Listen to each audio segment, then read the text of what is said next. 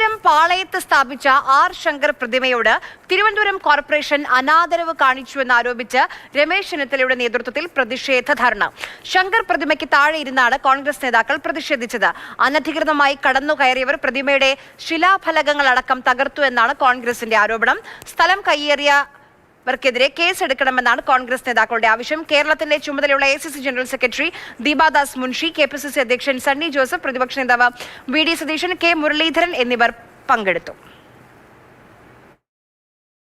പാളയത്തുള്ള R ശങ്കറിന്റെ സ്റ്റാച്യുവിന്റെ ശിലാഫലകം തകർന്നതുമായി ബന്ധപ്പെട്ട വിഷയത്തിൽ പ്രതിഷേധത്തിലേക്ക് നീങ്ങുകയാണ് കോൺഗ്രസ്. മുൻ പ്രതിപക്ഷ നേതാവ് രമേശ് ചെന്നിത്തലയുടെ നേതൃത്വത്തിലാണ് ഈ ധർണ ഇപ്പോൾ പുരോഗമിക്കുന്നത്.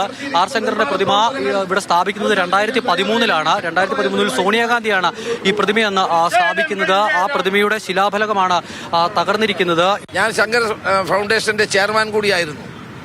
ഇവിടെ ശങ്കർ സാറിന്റെ ഓർമ്മകളെ പോലും പലർക്കും ദഹിക്കുന്നില്ല.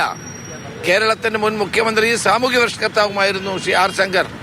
അദ്ദേഹത്തിന്റെ പ്രതിമയാണ് ഇവിടെ അടിച്ച് തകർക്കാനുള്ള നീക്കം നടന്നത്. ഉമ്മൻചാണ്ടി ഗവൺമെന്റ് ഞങ്ങൾക്ക് പ്രതിഷേധം നൽകാണ്. കൂട്ട് തകർത്ത് അകത്ത് കയറി ഈ പ്രതിമ തകർത്തു. ഇവിടെ ഉണ്ടായിരുന്ന 2 വൃക്ഷങ്ങൾ, ഉമ്മൻചാണ്ടി നട്ട 2 വൃക്ഷങ്ങൾ തകർത്തു. എന്നിട്ട് സ്വകാര്യ കോൺട്രാക്ടർമാർക്ക്, പരസ്യ ബോർഡുകാർക്ക് പണമുണ്ടാക്കാൻ ഉള്ള നടപടിയാണിത്.